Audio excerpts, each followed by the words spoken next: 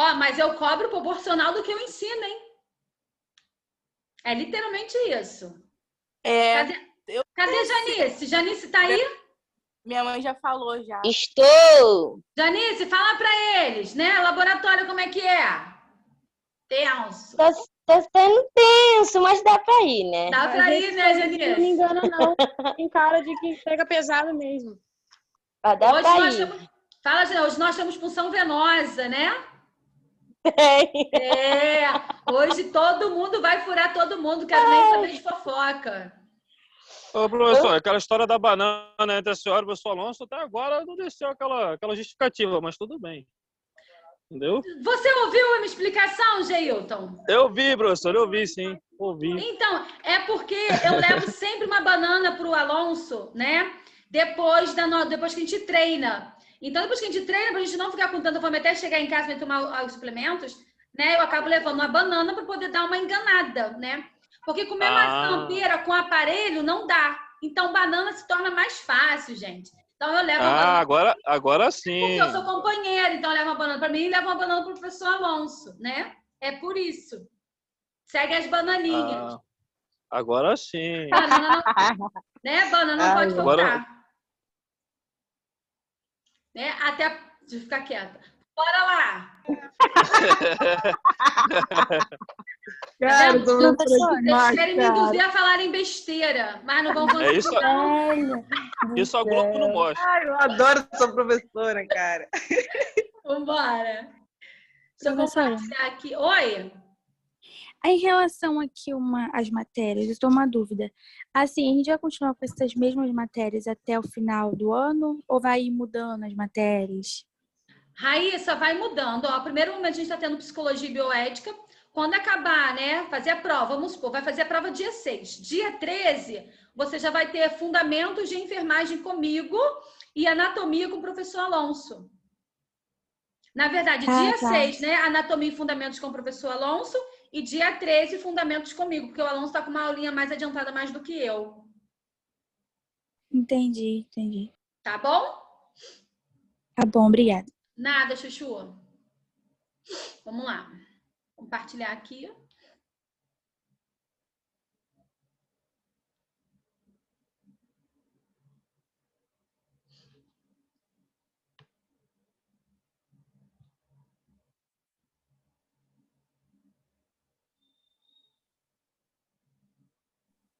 Professora, consegui conectar agora. Graças a Deus, oremos de pé, meu amor. Então, vamos lá. A avaliação... Então, não estou ouvindo nada. Ixi. Alguém escreve aí para ela que ela precisa voltar o celular no chat aí, ó. Ia clicar toque para falar alguma coisa assim? Ou então ela ativar o som dela? Pelo menos no meu aparece Xing, não sei o que, sei lá. Ela não tá ouvindo, de qualquer forma ela não tá ouvindo o que a gente tá falando. Então, vamos lá. Durante a avaliação, você coleta as informações que eu falei para vocês no início. Relevante, as mesmas devem ser documentadas, né, de forma acurada, que é a evolução de enfermagem. Leve em conta as necessidades imediatas, emergentes. Alguém está me ouvindo aí? Estamos sim, Thaís. Emergente, né, do paciente, incluindo não apenas suas necessidades físicas, mas também as suas preocupações psicológicas, espirituais e sociais. Né? Nós, profissionais de enfermagem, nós temos um papel muito importante na vida do paciente. Então, vocês vão ouvir sempre eu falar isso, né? O paciente ele tem uma necessidade, né, de falar, né? Só que muitas das vezes a gente não pode ficar, né, muito... Vou desativar o som de vocês, gente. Acho que tem um papagaio, calopsita, ou é o da Natasha ou é o da Adriana que tem aí um negócio aí, um passarinho aí. Então, vamos lá. Então, quando a gente fala, né, de suas preocupações tanto psicológicas, espirituais, a gente tem esse respaldo, né, do paciente. Esse é o meu, falando dela, não estou ouvindo. Você não está me ouvindo, Thaís Ventura? Professora, meu som está desativado. Não, meu não. É a Thaís Ventura que está falando. Vocês estão me ouvindo? Eu tô, professora. Tô ouvindo, professora. Tô Eu tô ouvindo. ouvindo a senhora. Também tô te Tô ouvindo. ouvindo legal. O problema é lá no da moça lá. É. Então, vamos lá. Eu também Então, tô. Eu show. estou ouvindo. Show. Então, levando em conta, né? Então, o paciente ele tem essa necessidade de falar, só que a gente também tem que aprender a nos organizar relacionado ao nosso tempo, que muitas vezes a gente não está só com um paciente, estamos com diversos pacientes. E o que acontece? A gente precisa ouvir o paciente, né? Que ele vai falar com a gente. Espera aí, rapidinho.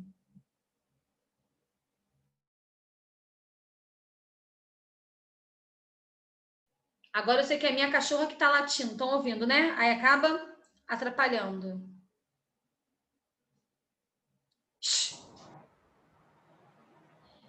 Então, o que acontece? O paciente ele tem essa necessidade de falar. Então, a gente pode ouvir, né, o nosso paciente, mas a gente tem que saber, né, organizar o nosso tempo. Se naquele momento a gente estiver muito ocupado, né, o que acontece? Já vou voltar, né? Volto daqui a pouco, mas quando você promete, né, o paciente que você vai voltar, você precisa voltar. Quando você sai do plantão e você não dá essa resposta, esse feedback a esse paciente, ele automaticamente ele deixa de confiar em você. Então, é importante. Olha, seu João, hoje eu não consegui conversar com o senhor, o plantão foi muito puxado, ele também vai entender, mas no próximo plantão a gente conversa. Então, dá sempre esse feedback para esse paciente, tá bom?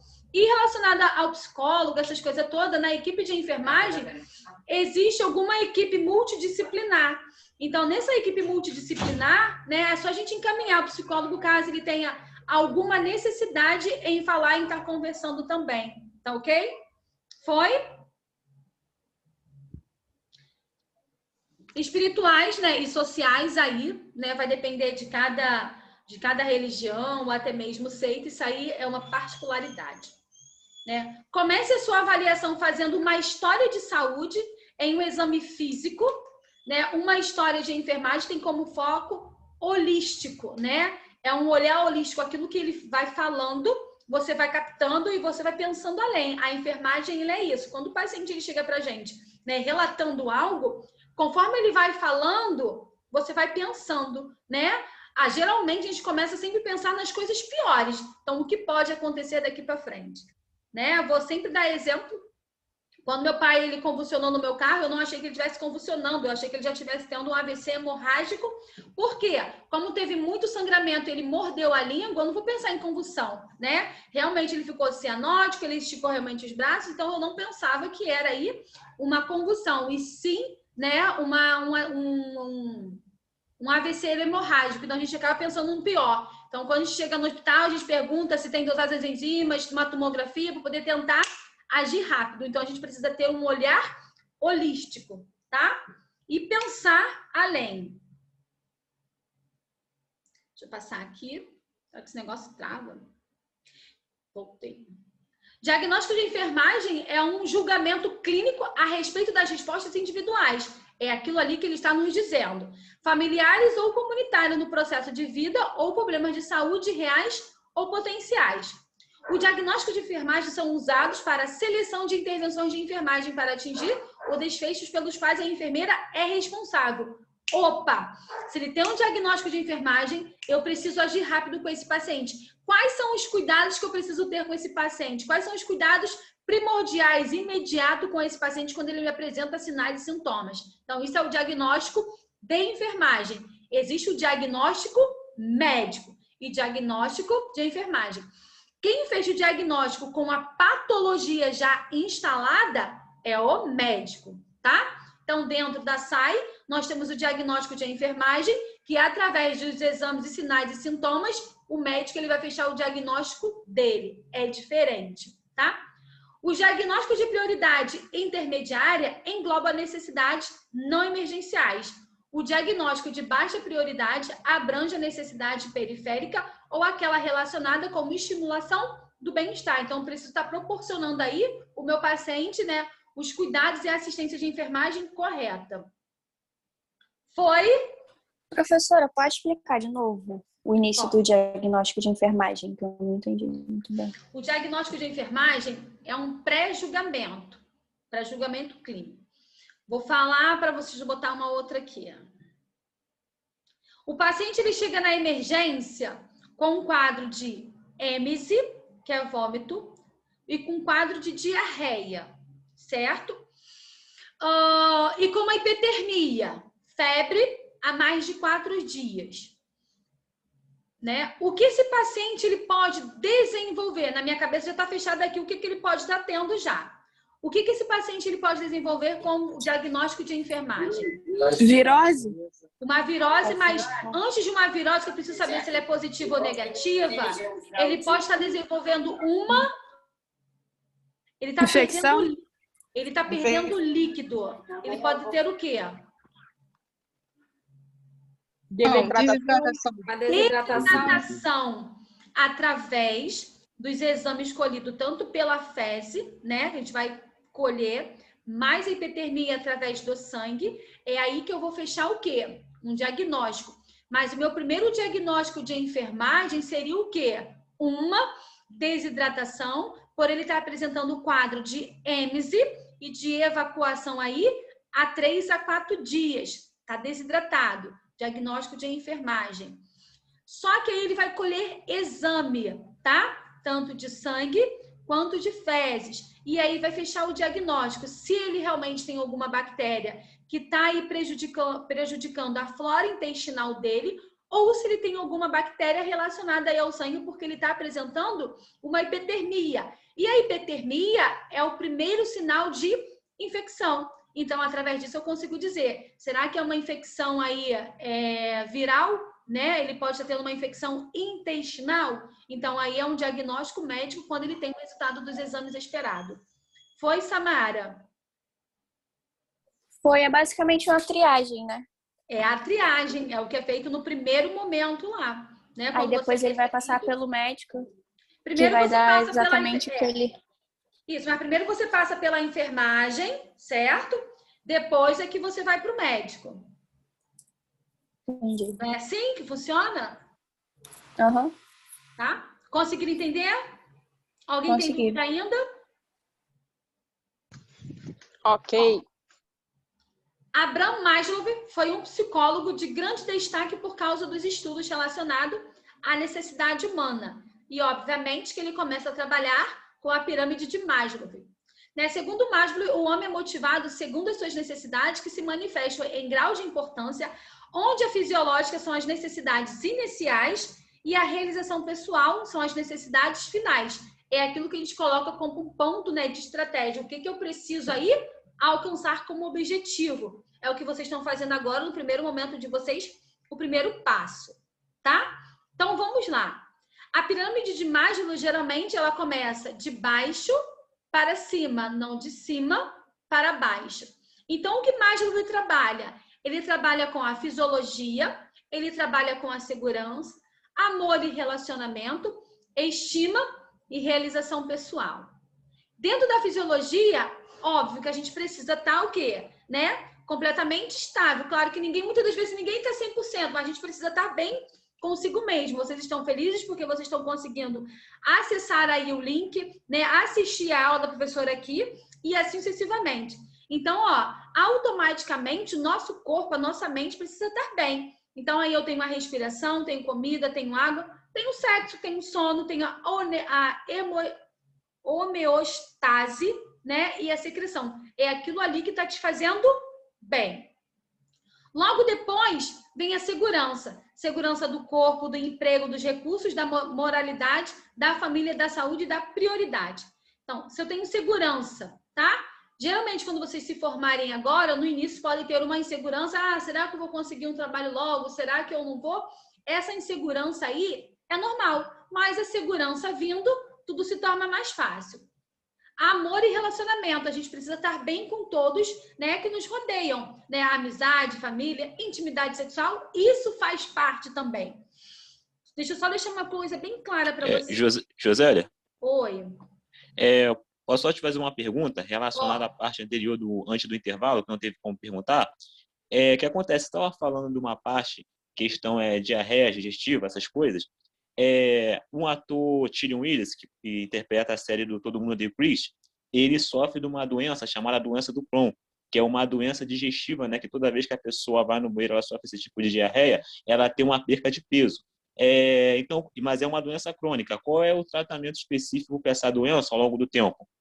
Então, como ele perde peso muito rápido, a desidratação, ele está perdendo sódio e É a potássio. colostomia, né, professor? Não, o dele é diferente. Ele só vai muito ao banheiro, é diferente.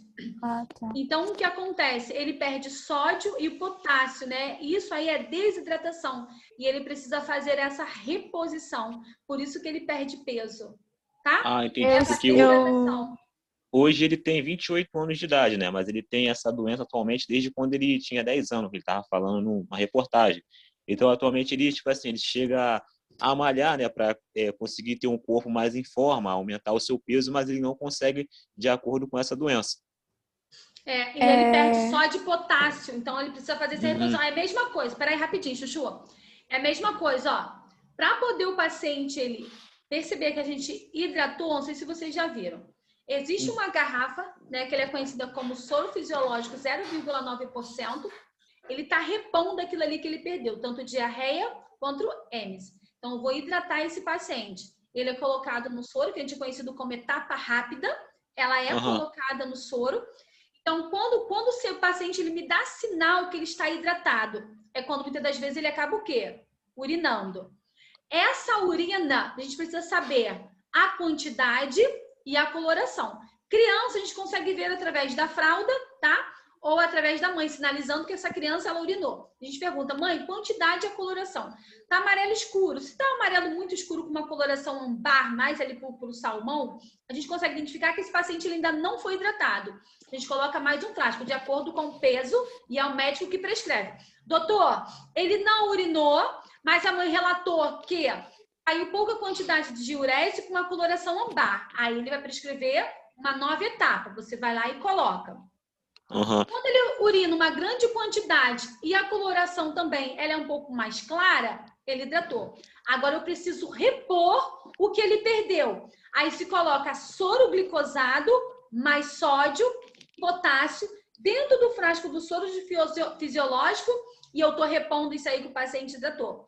A quantidade de sódio e potássio e a quantidade de soro glicosado, quem determina também é o médico, porque isso é tudo de acordo com o peso do paciente. E não pode ser qualquer tipo de alimentação que ele pode ingerir, né?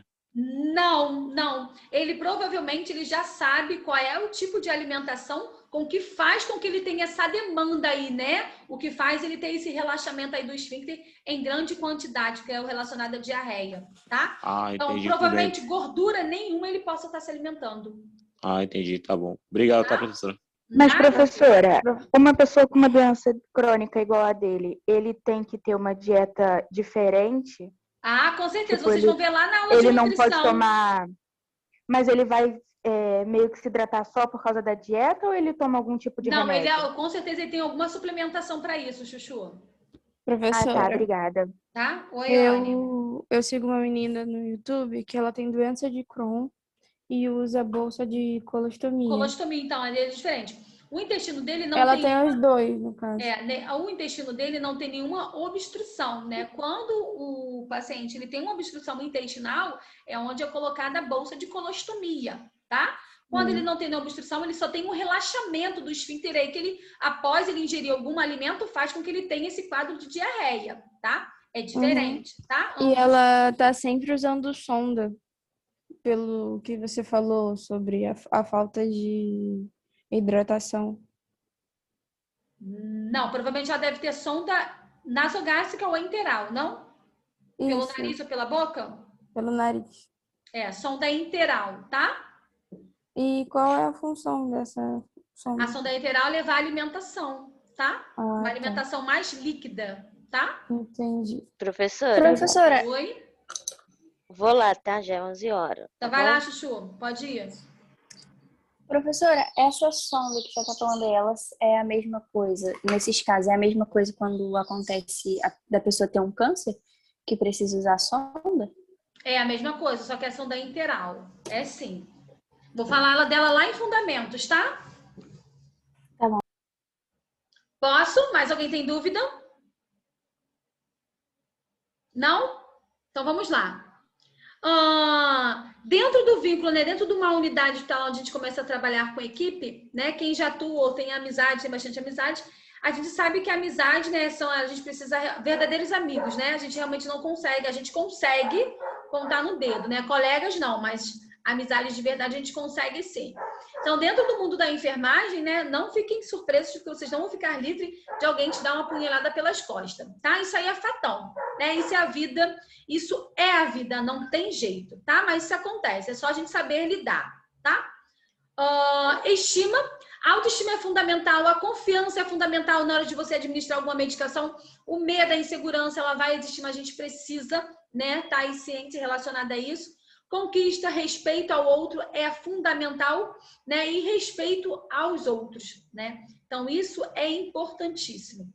Realização pessoal, moralidade, criatividade, espontaneidade, né? Solução de problemas, ausência de preconceito e aceitação dos fatos. Né? A gente aceitar as coisas, né, com mais naturalidade, seguir a vida com leveza, isso se torna tudo muito mais fácil, tá? Então, hoje eu aprendi a levar a vida literalmente com leveza. Nada ferro e fogo. Identificação de desfecho, né? Quando a gente fala da sistematização da SAI, eu preciso saber como consequência se realmente foi favorável, se não foi favorável, se eu preciso mudar alguma coisa ou não.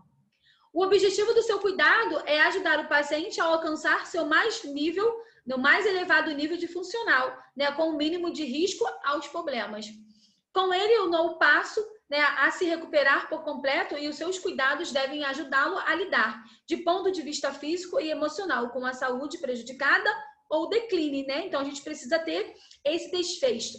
Então, eu planejei, eu executei, qual é o meu resultado esperado? Está sendo favorável ou não? O desfecho esperado são metas que o paciente deve atingir em consequência das intervenções de enfermagem planejada. Planejei, precisa ser executada. Foi bem ou não? Conseguiram entender?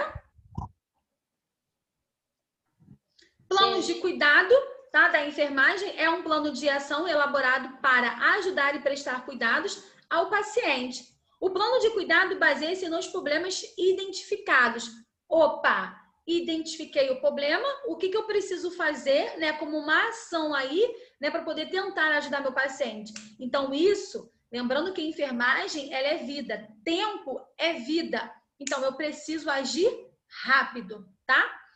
Planos de cuidados consiste de ultra mega power flex importante dentro da sistematização de enfermagem, tá? Quais são os planos de cuidados que consistem, né, dentro da sistematização? Intervenção de enfermagem, desfechos esperados. Isso aqui eu consigo identificar através da SAI. Opa, planejei e executei. Né? Relacionado às intervenções, eu preciso ter os desfechos aí. O que eu preciso ter como esperado? Foi favorável? Não foi favorável? O que eu preciso fazer? Foi? Então, ó, atenção, o plano de cuidado torna-se uma parte permanente, né, do prontuário do paciente, é utilizado para todos os membros da equipe de enfermagem e outros profissionais que estiverem cuidando desse paciente. Então, o paciente, ele tem o prontuário dele, tá? Prontuário. E ali todo mundo pode escrever. Todo mundo, né, profissional de saúde, médico, técnico de enfermagem, enfermeiros, fisioterapeuta, psicólogo, médico, tá? Esses são os profissionais que podem estar escrevendo, né? Todos aqueles que estão cuidando do paciente, ele pode escrever no prontuário. Existe uma comunicação, né? A gente dá como uma comunicação escrita, porque nem sempre vai estar todos os profissionais de saúde ao mesmo tempo cuidando desse paciente. Então, quando a gente deixar relatado, é um respaldo que a gente tem e uma comunicação escrita, né? Quando eu vou tentar fazer alguma medicação no paciente, ou alguma intervenção, ou tentar pedir alguma outro exame complementar, então ali está escrito e a gente consegue executar, tá? E hoje a gente consegue ter aí uma forma mais rápida na comunicação, os grupos aí, né, pela internet, pela rede social, que a gente consegue ter esse feedback muito mais rápido, tá? Dentro dessa sistematização, eu tenho a implementação que eu já falei para vocês, tá? Essa etapa das intervenções de enfermagem serão implantadas, essas intervenções são as ações que você e seu paciente concordam que irão ajudá-lo a alcançar o desfecho esperado. Quando você efetua uma intervenção, documente de natureza da mesma o horário em que realizou e a resposta do paciente. A resposta do paciente é se ele aceitou ou não, se ele se recusou ou não, e é importantíssimo. Dentro do prontuário do paciente, tudo que a gente for fazer, né, de cuidado, de assistência, a gente precisa relatar o horário. Às 10 horas, administrado medicação. Às 11 horas, realizado curativo e assim sucessivamente. Às 12 horas, o paciente recusou a tomar a medicação. A gente tudo precisa relatar, porque isso é um documento e por respaldo nosso mesmo, tá? Para ajudar a escrever as suas intervenções de forma clara e correta, siga as orientações abaixo. Um deles é, descreva com clareza as ações necessárias. Anote quando realizar intervenções, inclusive já acabei de dizer para vocês, promover conforto, não diz qual é a ação específica compreende, mas administrar analgésico prescrito de 30 minutos antes de trocar o curativo. É o que eu falei para vocês. Então, a gente precisa descrever com clareza, tá? Adapte as intervenções do paciente, considere a idade, as condições, nível de desenvolvimento, ambiente e seus valores. Então, vamos lá.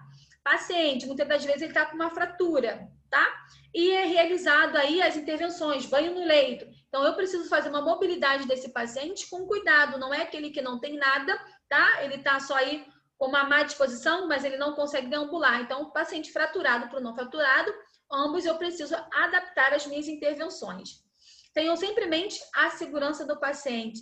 Grades elevada, né? Certificar que realmente é o paciente certo, relacionado a algum tipo de procedimento que a gente vai estar realizando, tá? Então, isso da administração de medicamento, então, eu preciso ter sempre em mente a segurança do paciente junto com a nossa. Se eu faço alguma coisa de errado com o paciente, automaticamente vai nos atingir. Gente, eu tô só fazendo um resumo aqui. Vocês estão conseguindo entender as etapas da implementação? Tá.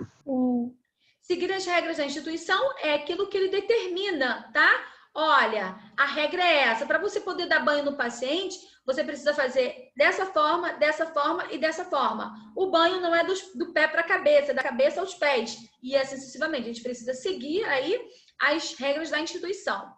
Considere as outras atividades, né, de cuidado. Ajustar as intervenções quando outras atividades interferirem com elas.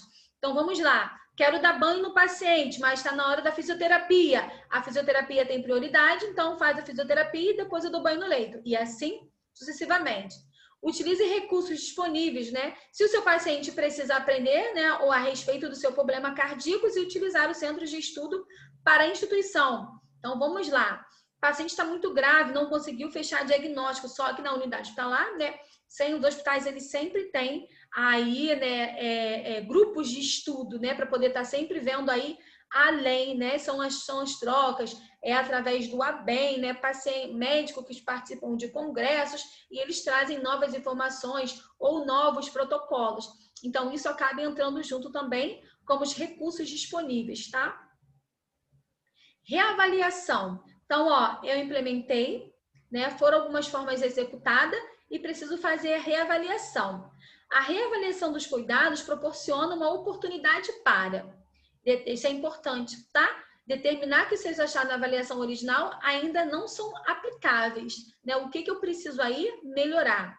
Descobrir as complicações. O que está levando? Bom, se eu fiz mudança de decúbito de 2 em 2 horas e não coloquei, né, proteção, né, botei lateralizado, um joelho sobre outro. Eu fiz a mudança de decúbito, mas eu não protegi ali a parte do joelho, onde fica encostado o joelho com o joelho. Então, ó, tá tendo complicação ali, pode, né, desencadear uma lesão por pressão. Então, descobrir as possíveis complicações. Então, tem que fazer de forma aí planejada. Analisar a resposta do paciente aos seus cuidados. Se está sendo favorável, tá bom. É igual eu faço com vocês o tempo todo. Vocês estão conseguindo entender? Alguém tem dúvida? E aí a gente acaba explicando. Então, é mais ou menos dessa forma. Seu João, essa posição para o senhor tá boa? Não tá? E assim sucessivamente. Identificar as oportunidades para melhorar a qualidade do seu cuidado, tá? Isso aí é literalmente pessoal, né? Vai de pessoa para pessoa, de mulher para mulher, Marisa, tá? Teoria de enfermagem. Deixa eu só ver aqui. Vou só descer aqui, ó. Professora. Oi. Os pacientes que têm fobia de hospital, que muitas vezes querem ir embora, mesmo tendo que tomar medicação, Cabe ao técnico de enfermagem fazer com que eles fiquem até o final da medicação ou o enfermeiro ou o médico? Não, a equipe ela acaba atuando junto, né? Então, se eu sei que é importante para o paciente ele ficar dentro de uma unidade hospitalar, para ele poder tomar as medicações, primeiro a gente conversa, depois vai um psicólogo, né? Muitas das vezes vai o médico e tenta convencê-lo, né? Que é importante ele ficar ali. Então, isso é papel nosso também, né? Dar essa opinião para o paciente, tá? Junto com os seus familiares. A gente vê que a necessidade, né, e o paciente ele fica muito agitado, né? Muitas das vezes a gente tem que fazer, mas é adulto, né? Fazer a contenção e muitas das vezes acaba entrando com sedativos, tá? Mas isso é raro, mas acontece, tá? Geralmente ele é contido. Oi. Essa apostila aqui é sua? Apostila de psicologia? Resumo? Isso. Não, o professor Alonso. Alonso, tá bom. Que matéria eu tô dando, Mônica, lecionando? Não, só perguntei porque eu imprimi agora, calma. Ah, tá. Levei até um susto agora, né? Mas esse negócio que você imprimiu é um resumo, não é? Isso. É um Eu vi que alguém fez aí no grupo, ficou perfeito, gente, excelente. Mas eu acho que não era necessário imprimir, não. Acho que, tipo assim, era só pra gente estudar mesmo. Estudar isso. Rosélia, quem foi que perguntou da apostila? Liliane. Foi a Mônica. Mônica, tem uma apostila que é um resumo. Fui eu que fiz, joguei no grupo para quem quisesse. Ah, entendi. Valeu. Entendeu? Mas tá tudo ali explicadinho. Só resumir do que ele já tinha resumido, que eu acho que tinha muita informação. Aí, pelo menos, eu me senti um pouco perdida. Aí, joguei lá que eu achei que ia ser interessante para o grupo, né? Eu amei o resumo. Liliane, ficou show de bola, tá? Obrigada, professora. Show de bola. Eu dei uma olhadinha, óbvio, né? Que eu sou curiosa. Não, porque eu também dou aula de psicologia e bioética, né? Então, assim, eu vou olhar, né? Vai que, né? Tô ali, não custa nada. Ficou show, tá? Ficou show. Obrigada. Cada dia que a gente aprende um pouco, né? É perfeito, né? Isso que vocês fazem, espírito em equipe, é muito bom, tá? Eu dou parabéns, continue assim. Mas só que depois que vocês pegarem intimidade um com o outro, ai, meu Deus do céu, vai ser fogo no parquinho, pelo amor de Deus. Nossa, intimidade é um caminho sem volta. Esse é o problema. Continue sempre assim, tá? Aí, vai abusar de você, Liliane. Se prepara, hein? Quando você não fizer, ó. Se você não fizer, vão falar, pô, a Liliane não fez o resumo. Meu Deus do céu. Mas eu só sei estudar assim, não adianta. Pode ser o que for. Eu vou escrever, reescrever, até eu conseguir. Eu só consigo fazer escrevendo, copiando. Eu só consigo aprender copiando também. Eu só fazendo perguntas. Quando eu faço perguntas, é meu modo de estudar. Perguntas e respostas, amigo. Só assim. Se eu só escutar ou só ler, não gravo de jeito nenhum. Eu tenho que escrever. Eu passo tudo pro caderno. Eu também. Show. Vamos lá. A gente passa a falar lá de algumas teorias. O nosso tempo ele vai acabar, tá? O Zoom vai desligar na nossa carocha e a gente volta no mesmo link, tá? Mesma coisa. Nada mudou, continua a mesma coisa, tá? Teorias de enfermagem. Já que hora, gente? 11, meu Deus, 11h15. Surgimento das teorias a partir de 950, necessidade de um conhecimento específico de enfermagem. As teorias fundadas, né, na prática da profissional, através da reflexão dessas práticas. A teoria surgiram com a finalidade de descrever, explicar, prever ou prescrever os cuidados de enfermagem. Então, a gente passa, né, a conhecer um pouquinho dela. O que espera o profissional de enfermagem?